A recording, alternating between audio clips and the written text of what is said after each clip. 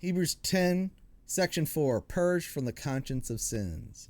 Hebrews 10:2, for then would they not have ceased to be offered, the sacrifices that is, because the worshippers once purged would have no more conscience of sins. In chapter 9, the blood that purges our conscience from dead works is seen in verse 14. Here we see that the blood also purges our conscience from sins.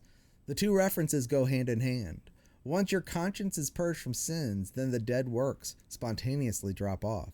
You do not have to clean what has already been cleansed. If you feel clean, you will not be tempted to sit there and indulge in introspection and inward observance. You will be brought into an enjoyment of God. You will be brought in by being perfected in the conscience. You are brought into the presence within the veil spontaneously as your conscience is perfected. We've seen that all of this is based on a living hope. There is a hope that is the anchor that brings us into the presence beyond the veil. And that hope is what perfects us. The hope of glory is also related to the high priesthood of Christ, who is the captain of our salvation.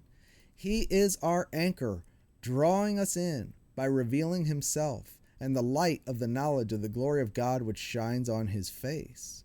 As we behold him, we are brought into an enjoyment and into the service of the living God. Do you see how this is all related?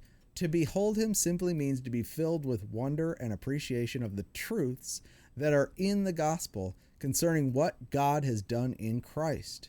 He is the Word. He is God speaking, and when he shines on us, he impresses himself into us. We can be filled with him by enjoying him, and the way to enjoy him is simply to be full of rejoicing appreciation of his person and work that is revealed in the gospel.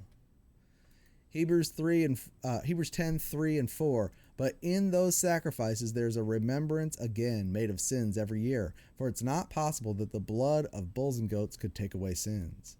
Now in those sacrifices imposed under the law, every year there was a remembrance again made of sins. Every time they offered the sacrifice, it was another reminder that there was a problem, because they still could not come into the holiest. Imagine always repenting and confessing of your sin and never having the reassurance of the witness in the Spirit that confirms that you are a child of God. What a better situation we have today. Those who maintained the services still had their sins on them. That's why they had to wear their special garments and perform all sorts of special preparations before they could serve. It was only a shadow, but it dealt with the situation well enough for them to have the presence of God dwelling in the tabernacle and in the temple and have the blessings. They had a lot of blessings because of this, but they did not have the kind of freedom to approach God that we do today because of the gospel, which is the power of God unto salvation.